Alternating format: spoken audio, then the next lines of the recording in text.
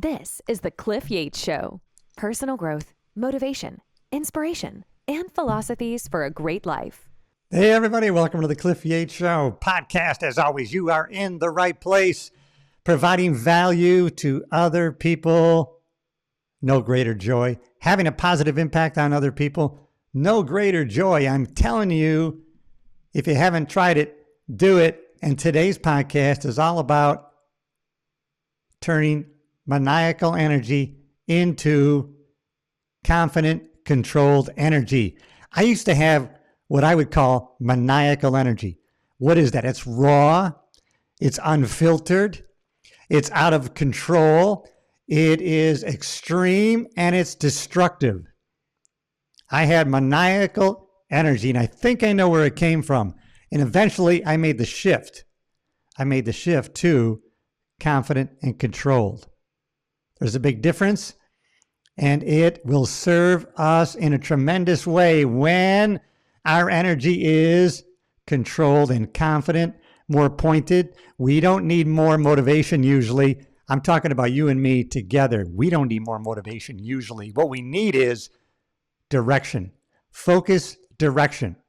If we are more focused, I'm telling you, we're going to hit more targets. Instead of spraying all over the place, hitting nothing, we're going to control our focus and we're going to hit the targets that we aim for. I'm excited about this podcast. I did a short video on live all about this subject because I started looking back on my life and the energy that I have now, even to this day, even though I'm still a baby. I'm only 68 years old. I'm sure when I get older, I'll have more wisdom and maybe calm down. I was watching a video the other day, this older gentleman that I say, and probably younger than me, an older gentleman, and he was talking about his workouts and, when you get older, you got to be careful, don't get too crazy, use lighter weights. And today when I went in the gym, I said, screw that. I have an extreme personality and I'm going after this workout with so much gusto, craziness. I'm sure that in 2 days I will not be able to walk. That's how much of a effort that I put into this leg routine. I don't care if it's not smart. I did it because that's the passion I have, and I applied it to my workout, and I'm going to go forward with the positive energy that I have that is most natural to me. I'm not going to dampen it down for anybody. I'm going to be who I am, and just talking about it, I'm getting more excited, and you can tell I'm starting to speak too rapidly, so I'm going to try to focus on really calming myself down and speaking with a more articulate, controlled, confident manner.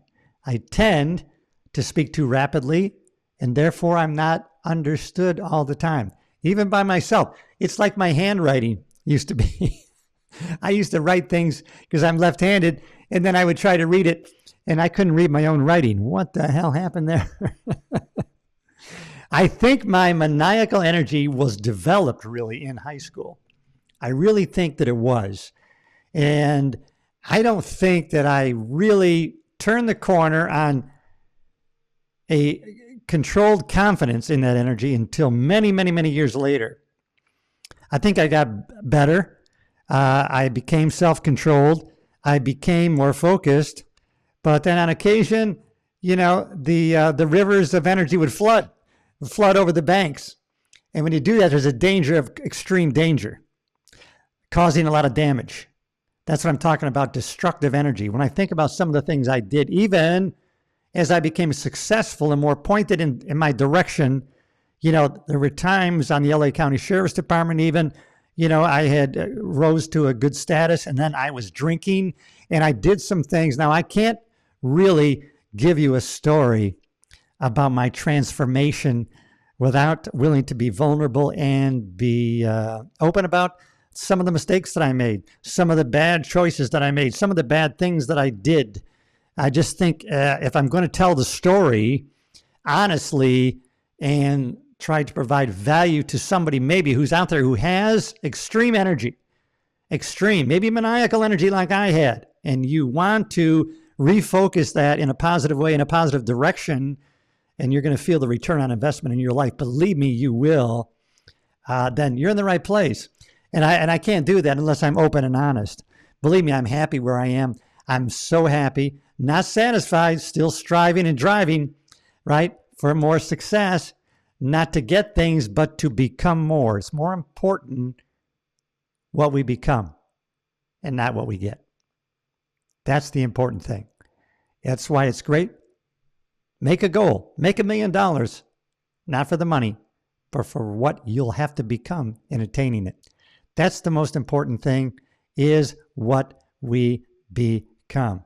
So in high school, I was re-engineering where that energy came from, where it was born out of. And I think it was born, I know it was born out of deep hurt, anger, frustration, despair. And that's okay. That's okay. If you have energy that's born out of anger, despair, frustration, that's okay, because that usually means you have leverage on yourself and you can make a change. So in and of itself, that is not a bad way to initiate energetic focus in a positive direction. That's not a bad way. But that will fade. And that's not the best way to go forward in the long run. Eventually, that's got to turn to focused, competent, confident energy that comes from a place of love, wanting to serve other people, wanting to become your best self, because when you do that, then you're the best gift to those around you, your family, friends, acquaintances, people you work with. When you make yourself better, that's a gift that you're giving them. So although initially it seems like you're being self-centered, I'm focusing on myself, trying to be better, trying to be a better communicator, better listener, trying to be a better person, more productive. It seems self-centered to be focusing inward that way, but the side effects and the people that benefit are the people around you, the people that love you and that you love are going to be the benefactors of your polish, of the diamond of your life as it polishes that gleam, the refracting light, the luster is going to shine on everybody around you. It's so important. Now, when I was in high school, I remember getting to high school, fat, dumb, and happy. No, not fat, dumb, and happy. I was skinny, skinny, dumb, and happy. Just in a good mood all the time, kind of, a happy-go-lucky kid. And then as I began to grow, when you get into the 9th grade or so, right? And then I grew in height. But I was skinny. I was so skinny. I mean, people would say I was sickly skinny. I didn't want to be that skinny. I mean, that's just the way it happened genetically. And as I grew tall, I didn't grow. My body type was that of not of muscular or large size. I was kind of a frail, if you will, makeup of my body structure. Didn't like it. Didn't want it. Became aware of it by people pointing out to me, look at you, oh my God, hey, pointy chest, hey, pencil neck, hey, bag of bones. I mean, those things, right? My parents used to tell me, sticks and stones can break your bones, but words can never hurt you. Well, words can hurt, man. I mean, if you choose to give meaning to them. But of course, when you're a kid, you haven't evolved to that height of reasoning yet to know that it's not what people say, it's our judgment of what they say is what is causing inner conflict. Words themselves do not have any power, only that of which we give it.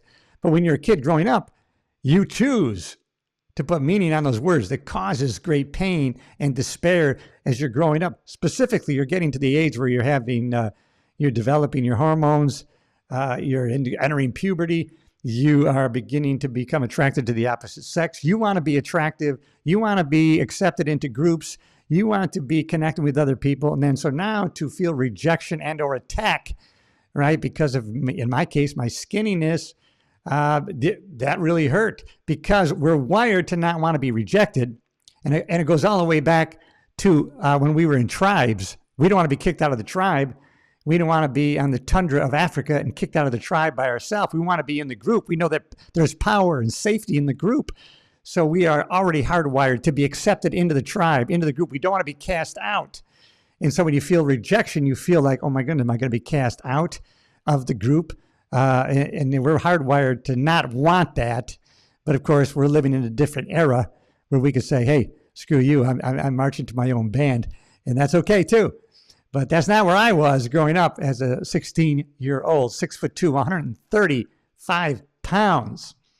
But I think because of proximity to the friends that I was developing, I did have a pleasing personality at that time with most people, but some of the bullies decided, look at this skinny bastard. I'm going to push him around. I can knock him down. And that's their problem. But of course, at the time, I felt it as my problem. Why am I so damn skinny? I don't want this body like this, and people are going to make fun of me.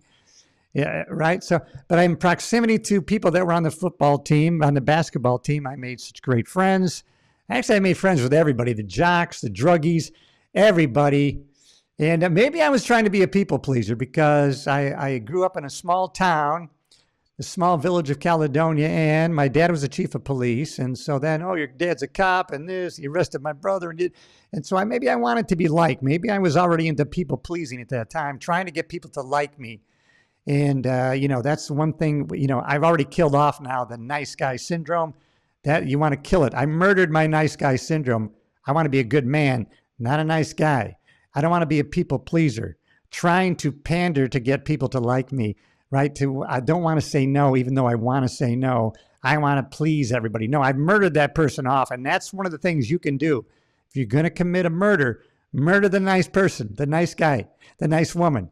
Be a good man or woman, but don't be a nice guy or nice woman. By nice, I mean pandering to people for their likes and to be accepted by them. Be a good man and a good woman, right? Good ethics, good morals, doing the right thing for the right reason in the right way is going to garner you true friends, right? True connections. And that's more important than anything else, to have true friends, true connections. And as we've already been studying by that Harvard study that's been going on for 85 years, at the end of your life, the quality of your life is a direct reflection of your relationships. And so we want to develop great relationships, not necessarily quantity. Just a couple quality, deep relationships is going to be enough for fulfillment at the end of your life. Believe me, it's true, because Harvard's been studying it for 85 years, generation after generation, sibling after sibling, study after study, and this is what they've come up with. Now, money, to a certain extent, will affect your happiness to a certain amount. And then above and beyond that, it's kind of minimal. But, that makes sense. But what happened in high school then, so then I began, so I decided, hey, you know what? I love this. Oh, man, our whole town, right, was, the whole culture of our little town was like Friday Night Lights, right? I mean, just football was one of the main important things because we were a championship team back then for 5 years.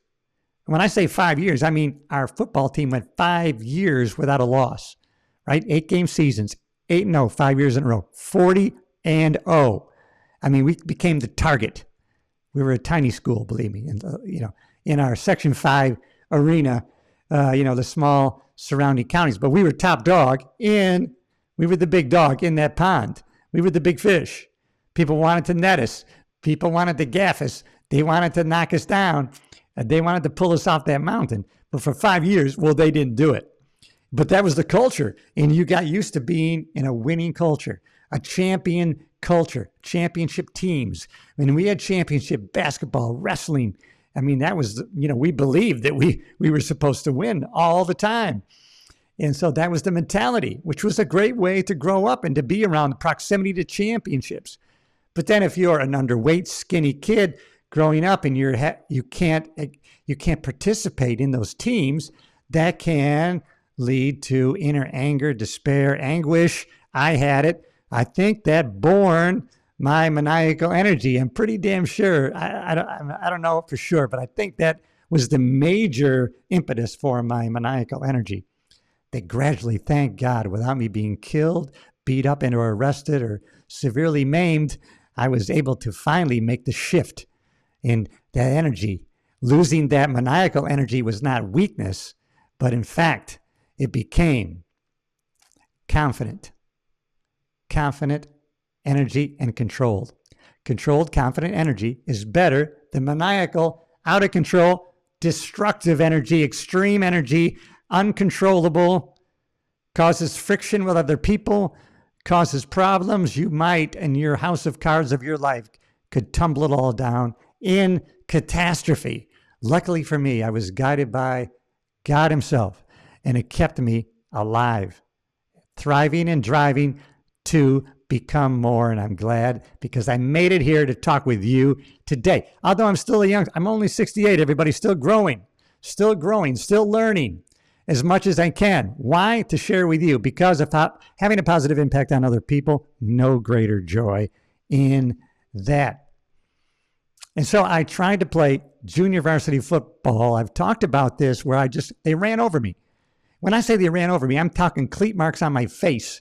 I stuck with it in junior varsity for 2 years. You didn't have to make the team on JV. You could sign up and you'd be on the team. You might not play, but I think I played in one game, one play, caught a pass, got killed. And I think it was just a scrimmage game just to get me in the damn game. But that was kind of a thrilling thing to do once. But I wasn't made for that. I was just too small, too skinny. Didn't want to. I wanted to play so bad. I loved being in the practices, getting beat up, right? Getting smashed. And believe me, I was getting smashed. Most of my teammates, I swear, everybody in my circle who played in the football team was 180 to 200 pounds, even in high school. I know we had one guy, Neil, I can't think of his last name. He was 300 pounds. This guy was amazing, tremendous. And so at the same time, I was trying to play football, being unsuccessful. At the same time, I was copying the routines that I saw on television of famous comedians, right? Who were on the Mike Douglas show, Johnny Carson, Andy, Merv Griffin. And so I would watch them do the routines on TV, and then I would actually write down the jokes. I would memorize them. I could memorize their whole routine in a few minutes. And then I would take those routines to school. And then I would perform in the lunchroom for my fellow students. They would even gather around my table, to laugh and joke. And they wanted to hear the new routine that I had memorized from the night before. And then I would do those same routines in class, right? My classmates would tell the teacher, hey, listen, let Cliff do 5 minutes at the end of class, and you won't have a hard time today as the substitute teacher. And they would go for it. Okay, yeah, Cliff can do 5 minutes at the end of class. And so I would perform, and I loved doing it. And I liked the attention. I did. I liked the laughter. I mean, that was my goal, to bring joy and laughter. To make somebody laugh was my goal to do during the day. And that garnered me many friendships. But I was still frustrated and angry and hurt over the skinniness, not making the teams. And so I was kind of living those both lives. I was popular to a certain extent because of my humor that I brought, right? I was connecting with people, making them laugh. They wanted me around. They wanted me to make them laugh. And so I was starting to connect and make good friendships. At the same time, I felt frustration over my body image, self-image, and also the fact that I was that skinny and didn't want to be. But I think that led me to having a drive in me to strive. I became really I got to get bigger. I have to get big at any cost. And I ended up finally, the gym teacher, the one gym teacher, right? I always talk about two people at least two people. If you look back, two people saw greatness within you. They did. They saw it. Nobody else saw it. They saw it. They probably said something to you. You know what, you're meant for more than this. You know what? You have this talent in you. And so I had a gym teacher tell me, Cliff, get down here after school. These weights are waiting here for you. Start where you're at. Rome was not built in a day. And then I had another teacher who told me, listen, Cliff, you're an entertainer. That's what you are. You're meant for entertainment. You should go to Hollywood and exploit your talents. That's what he told me. Two teachers. Actually, three, because I had another teacher who brought back Denise Coleman. That was her name. God, she was a beautiful teacher. Very sexy English teacher. She was really hot. And she brought me back these weightlifting magazines and bodybuilding magazines. And that's when I immersed myself into learning, how can I get bigger? How can I get stronger? How do I gain muscle? I started modeling all these bodybuilders on what their nutrition was, what they ate, how they trained. And for 2, 3, 4 years, that's all I ingested was, information about bodybuilding, getting bigger, workout routines, different ways to make your muscles grow and stimulate growth in your whole overall body. And so, after a while, I had all the knowledge because after a while, all I can do is kind of repeat things in a certain different way. And so I was able in 1 year to gain 50 pounds in 1 year, 50 pounds, 135 to 185. I think that was from 18 to 19. I had already graduated high school. I hadn't quite yet got it down as to how to get bigger. I was getting more muscular because I started around 16 lifting weights all the time.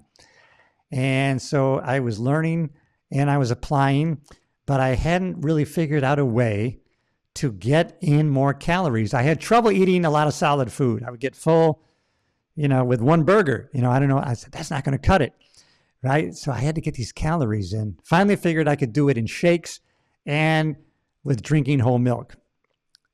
I worked at the local grocery store, the next town over actually, 6 quarts of milk a day, whole milk. And that got me within 1 year, 50 pounds in 1 year. Not all healthy weight. I had some blubber on the belly, but I didn't give a shit. My whole goal was to get big. I didn't care. Fat, I want it.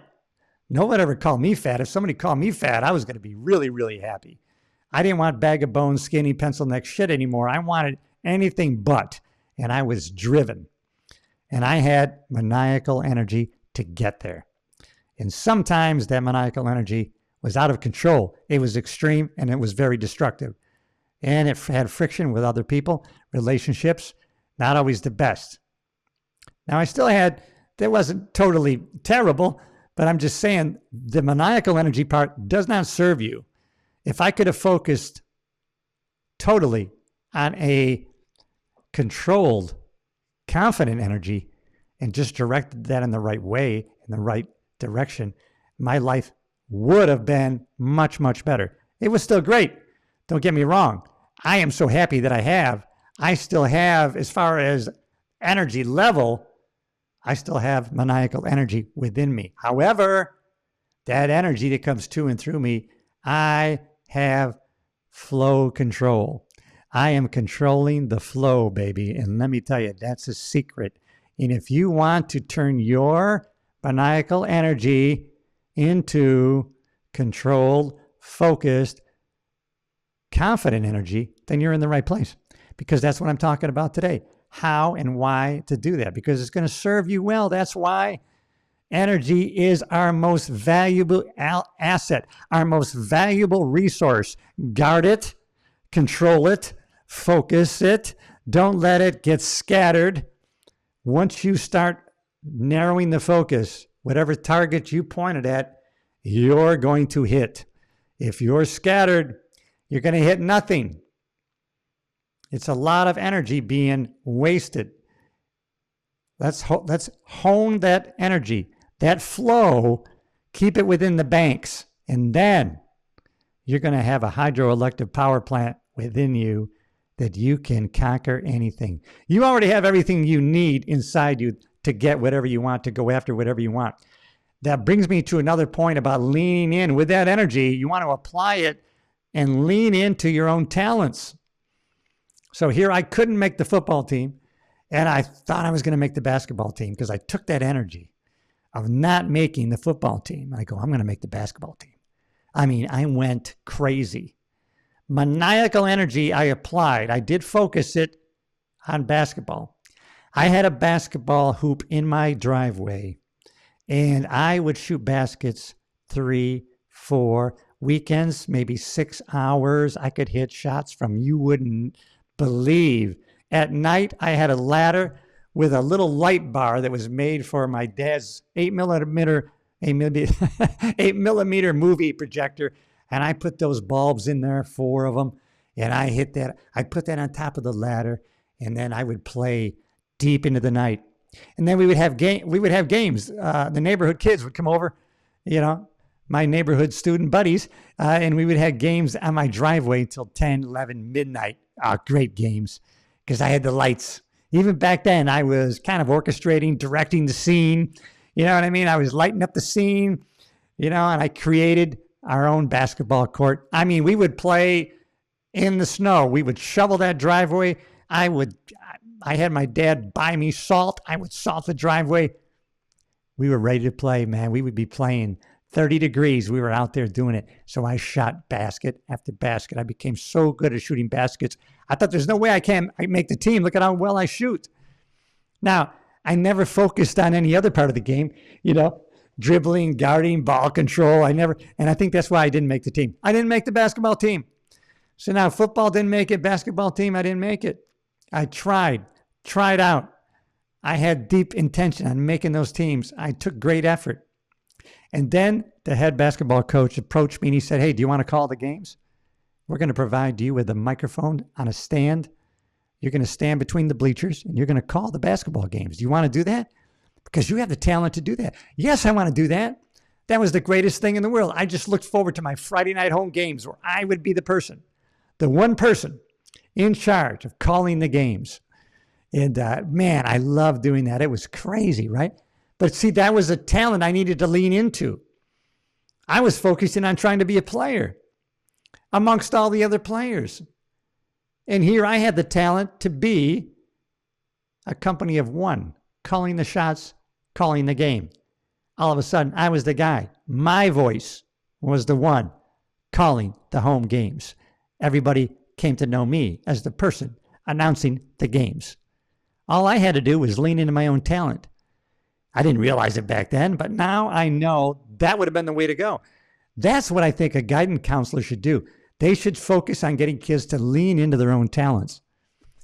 No one ever told me that. They sent me down to the principal's office for creating a disturbance in class when I was trying to be funny. They should have said, hey, you're always doing comedy. You're trying to make people laugh. There is a profession for you. But they didn't. They just said, basically, you keep it up, you're going to be kicked out of school, Cliff. Pay attention. Quit trying to make people laugh. They should have told me to lean into that. But so calling the games, natural talent, leaned into it, not on purpose, just by happenstance. And then I tried out for the drama club. I tried out for 2 plays. They picked me. You got a major part in the play. You're going to play Mr. Darling and Peter Pan.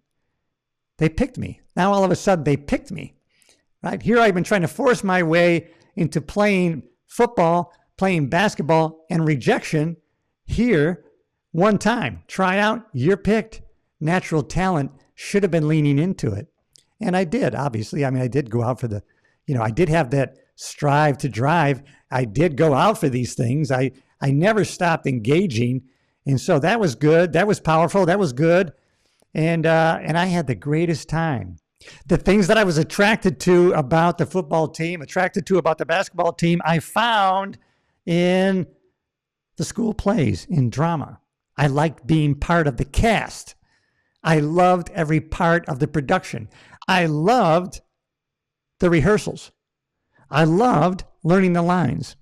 I loved performing on the night of the show. I loved kind of the adulation after the show. I loved people coming up and expressing how much they enjoyed the show. I loved they wanted to have their picture taken with me and the rest of the cast. I liked the after party for the cast. I liked everything about it. Now, if you find something that you like doing and everything about it, you're never going to get burned out. Burned out cannot exist. It will not coexist. Lean into your own talents with that energy, that focused energy. You start combining that focused energy into confidence and you apply it to your own talents and you lean into that. You marry those two. Maniacal energy is now converted into controlled, confident energy, and you're applying it to your own talents. You marry those two, you're unstoppable. You're unstoppable. You have everything you need within you. Now just start, if you don't know already, look inside. What are my natural talents? I have natural talents already that you were born with. Your DNA is a winner already. You know damn well, right? You won already. Your sperm fought, swimming, fought millions of other sperm to get to that egg. And you were picked to conceive with the egg. You alone. Millions of others passed away. They were not picked. They didn't win. You won. You have a DNA of a winner already. Now own that.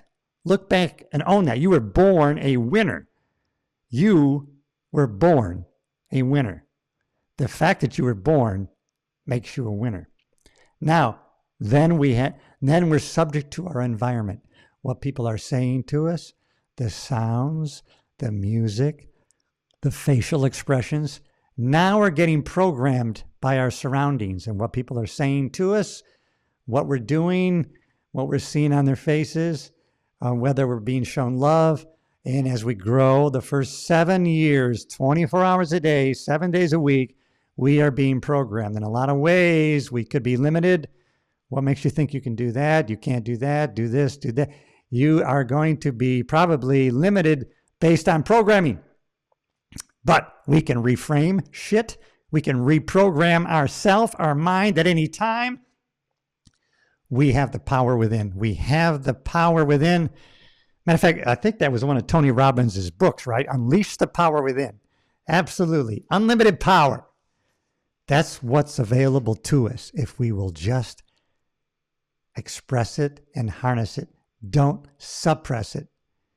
We can suppress it by the way we were programmed. Things that people said to us become layer on layer of that drop of water within us that's our consciousness. And if we would just get rid of those layers, our little drop of water will raise and merge with all of consciousness. It's like that little drop of water, say that's your consciousness, and you throw that drop of water into the ocean. Now try to find that drop. You can't find it because it's merged with the whole ocean. The same with your magical consciousness. Let that rise up and it will merge with infinite consciousness. It'll actually merge with the power of God that is also within you. And it's just amazing stuff. It gets to be exciting.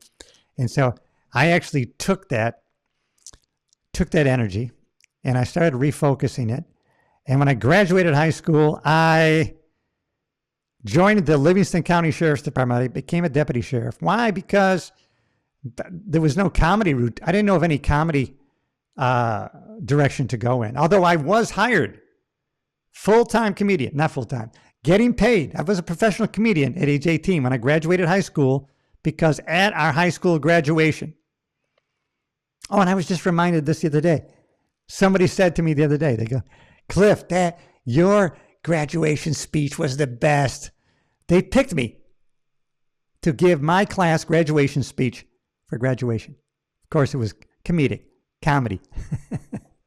But they picked me. You see, I was rejected here, rejected there, and then I started leaning into my own talents, and they picked me.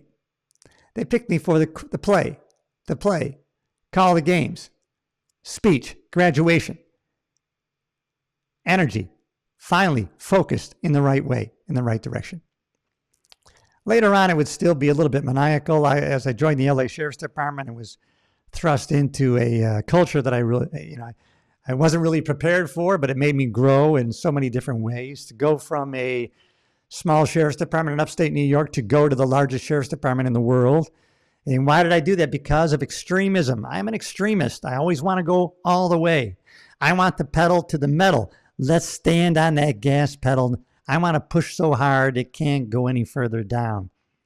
That's just my personality, and it can serve me well, or it could be destructive. So it's got to be focused. It's got to be focused, controlled confidence. Sometimes aggressiveness can be confused with confidence. That's not a good thing. It's a destructive thing.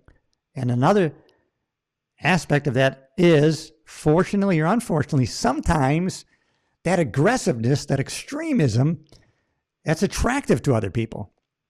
I'm talking specifically to the opposite sex.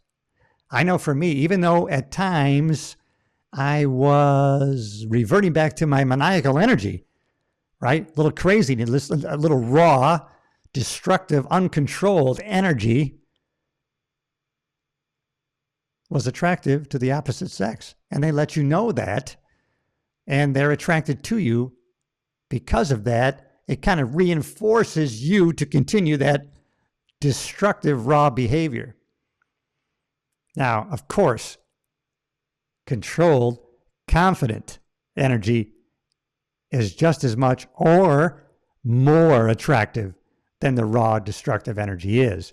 But at the time when you're in it, all you know is the positive feedback that you're getting from the opposite sex by this raw, uncontrolled, aggressive behavior. And so you don't want to discontinue that because you're getting a reward for that. And so it's not until later that I learned through negative consequences, I needed to change, and then change happened for me. And then I put it together. You start putting the dots together. Oh, when I changed, things began to change for me. So the power is with me. It's not outside of me. It's not negative relatives. It's not the economy. It's not the government. It's me. The cause of my outside circumstances are because of my inner world. That's a reflection in my outer world. Inner thinking, the thoughts, the thinking is the most important thing that we control because it's a cascade, it's a domino effect from there, from the thoughts. But at any time, we can do a paradigm shift. And Bob Proctor talks about a paradigm being a way of thinking, a way of processing information, a way of looking at things, a system that we have within our brain of computing what is happening for us and and the meaning that we give to it. The meaning that we give to things. One of the most important things, I always talk about this book, A Man's Search for Meaning. A Man's Search for Meaning by Viktor Frankl, who was a psychologist. He was captured, sent to the concentration camps. Most of his family was diverted in one line. They were killed in the gas chambers. Viktor Frankl went on another line. He ended up surviving. He didn't lose his mind. He had in his pocket little notes. He was writing a book about logotherapy, which has to do with meaning, the meaning we give to things that happen to us or for us. And he was noticing people in the camps. This group of people lost hope. The meaning they gave to what was happening caused them to throw themselves out of the wire and commit suicide. This group continued on. And what he gleaned from all of this was, it was the meaning.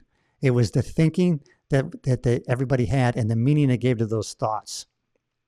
That is what made the difference. So he started to change or create his own thoughts and the meaning he gave to it. Because he realized, wow, in this camp, my captors, they have total control over my freedom. They torture me, cause me pain. They can pull my teeth out. They can do a lot of things. But what they can't do, they have no power to do, was control what I think. They can't control what I think and the meaning that I give to those thoughts. And that empowered him in that hellacious circumstance that was going on around him, outside of him. But his inner world, he was in total control of his thoughts and the meaning that he gave to it. And he was always looking at things happening and he was saying, wow, when I get out of here, this is going to be part of my story. I can't wait to tell this story about this. I got to take note of this in my mind. I got to take note. I got to remember this because this is a lesson that I'm going to be taking to my lectures when I'm out of here. When I go, he already had a vision. His life had meaning. His life had a future meaning.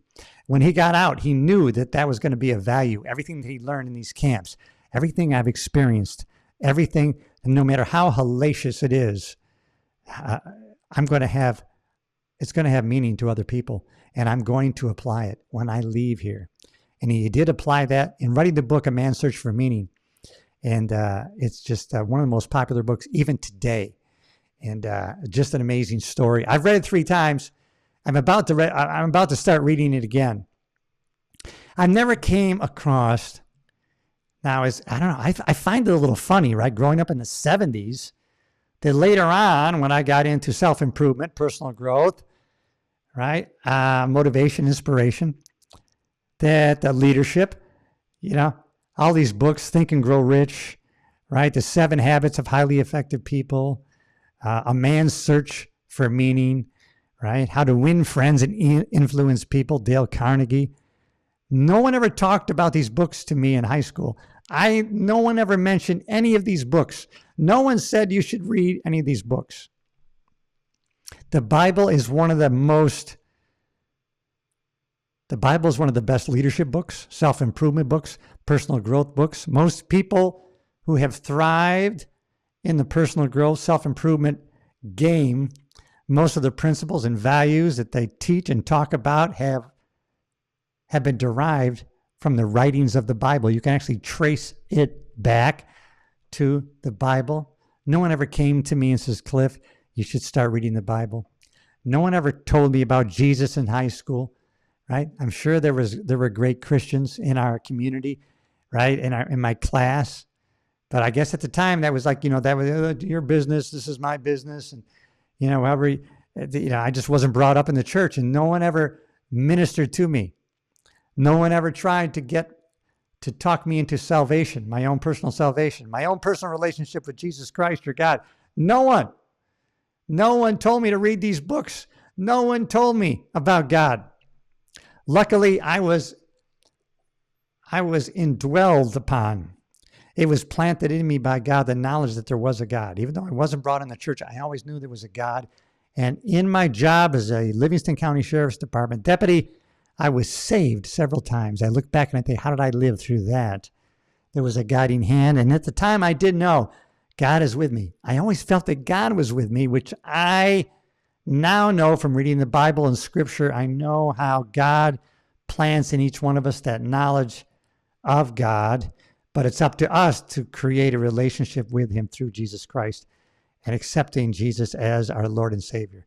But you could be born on a desert island and you probably will be saved because you're born with the knowledge without even any contact with the Bible. You're born with the knowledge of God, and everything around you tells you that there's a creator and that you're the created one. And if we just have to see it, and you can easily go with faith because the evidence is in front of all of us. How'd I get on that? All I'm saying is I never got exposed to a lot of these things till later in life, and I was able to use all these things in the conversion, the transmuting of my maniacal energy into controlled, confident energy. I still have it to this day. I'm going to exploit it. As I continue on in my life, I'm going to continue to exploit it, but in a positive way. And I took some notes here. I didn't even get to my notes yet. I'm into this podcast already for 42 minutes. I haven't even gotten to my notes. Some of the things I just knew from the bottom of my heart, right? That we don't need more motivation. We need focused direction. I've already talked about that, right? If you have a lot of energy, but if you feel scattered and burned out and misunderstood, this podcast is for you because it's all about taking the energy you already have. You know if you have it. People might tell you, you're a maniac. You have maniacal energy. Convert it. Transmute that into controlled, confident energy. That was the old me, man. I can look back, high school, even in the LA Sheriff's Department. I ended up converting back a little bit to raw drive, impulsiveness, a hustle without aim, a little bit of unbridled energy that was really destructive, caused friction with some people, attracted other people. Because, when I went to patrol, I went to a wild place. I went to South Central Los Angeles. I worked we were Compton, California, adjacent. At the time, we didn't have the city patrol area, but we had all the adjacent areas around Watts Towers in LA and the unincorporated area of Compton and East Compton.